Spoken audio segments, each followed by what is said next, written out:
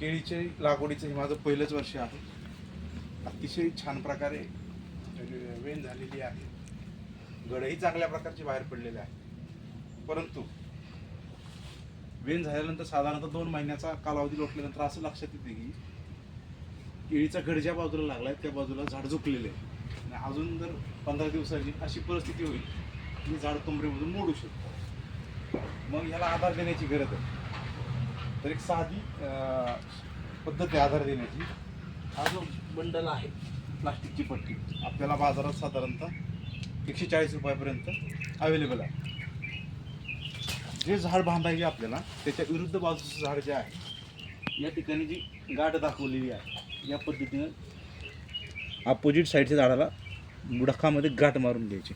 त्यानंतर या ठिकाणी हे अशा पद्धतीची गाठण मारून घ्यायची. आणि हा जो तंगूस आहे घडाच्या जो दांडा बाहेर पडला आहे त्याच्या जवळपासच आत टाकून ओढून घ्यायचं आपल्याला.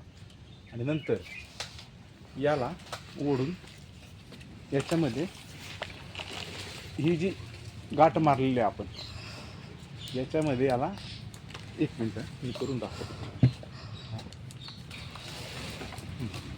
जास्ती ओढून बांधायचं नाही.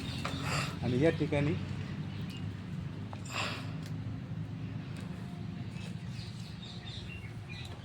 जेणेकरून आपण मारलेली गाठण ह्याला आडून राहील.